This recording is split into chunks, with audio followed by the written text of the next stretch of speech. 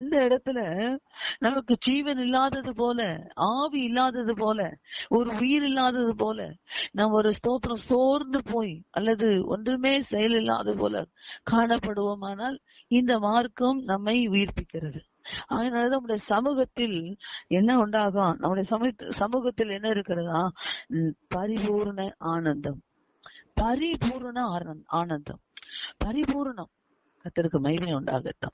இந்த பரிபூரணம் என்று சொல்லும் போது இந்த உலகத்துல நாம் இருக்கிறோம். உலகத்துல உள்ள அத்தனை காரியங்களும் நம் கண் முன்னாடி வருது. இந்த உலகத்துல இருக்கிற எல்லா செயல்களும், உலகத்துல இருக்கிற எல்லா வார்த்தைகளும் நம்ம கண்ணுக்கும் காதுக்கும் வருகிறது. அவைகள் நடுவுல பரிபூர்ண ஆனந்தத்தை கொடுக்கக்கூடிய ஒரு ஸ்தோத்திரம் மார்க்கம் என்றால் இந்த ஜீவ மார்க்கம். அது எங்க கிடைக்கும் அப்படின்னா அவருடைய சமூகத்தில் கிடைக்கும். அவருடைய சமூகம் எங்க இருக்கிறது அப்படின்னு சொன்னா நம்ம ஒவ்வொருவருக்குள்ளும் இருக்கிறது. நம்ம ஒவ்வொருவருக்குள்ளும் அவர் வாசம் பண்ணுகிறார். இது ஸ்தோத்திரம். நீங்கள், நான் கைகளினால் கட்டப்பட்டவைகளில் அல்ல, நீங்களே அந்த ஆலயம் என்று சொன்னார். இந்த ஆலயத்திற்குள்ள அவர் சமூகம் தங்கி இருக்கும்படி அவர் சொல்றாரு, ஜீவ மார்க்கத்தை எனக்கு தெரியப்படுத்துவீர்.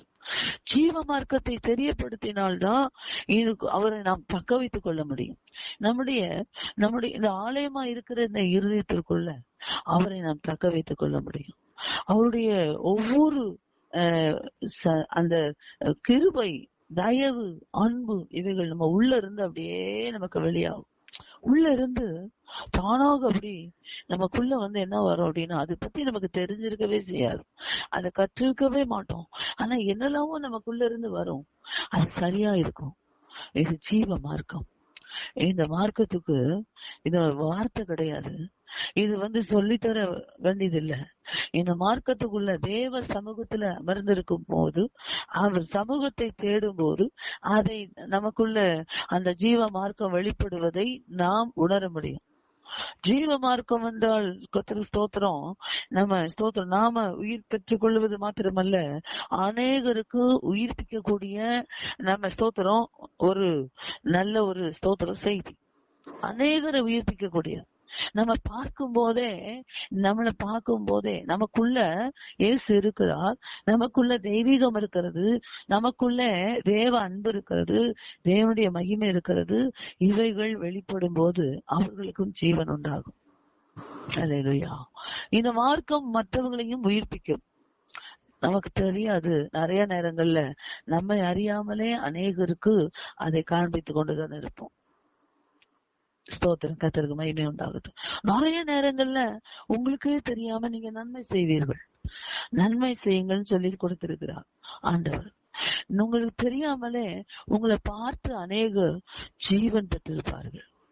உங்களை பார்க்கும் போதே அந்த பலன் அவளுக்கு உண்டாகும். கர்த்தருக்கு மகிமை. எத்தனை பேர் அதை உணர்ந்திருக்கிறோம் அல்லது மற்றவர்கள் அதை பெற்றுக்கொள்வதை உணர்ந்திருக்கிறோம் என்று தெரியாது. நான் உணர்ந்திருக்கிறேன். கர்த்தர் ஸ்தோத்திரம். நம்ம கிட்ட அதை எப்படி உணரணும், அதை எப்படி அறிந்து கொள்ள வேண்டும் அப்படின்னு சொன்னா, உங்ககிட்ட கொஞ்ச நேரம் பேசினா ஏதோ ஒரு பலன் வந்த மாதிரி இருக்கும். அவங்களுக்கு ஏதோ மனசு சரியில்லை அல்லது ஏதோ ஒரு அவங்களுக்கு உடல்ல சரியில்லை அப்படின்னா ஏதாவது தேடி வருவாங்க. ஜீவன் உண்டாயிருக்கும். ஜீவன் எங்க இருக்குதோ அந்த ஜீவ நதியை தேடி, ஜீவ தண்ணீரை தேடி ஓடி வருவாங்க. அது போல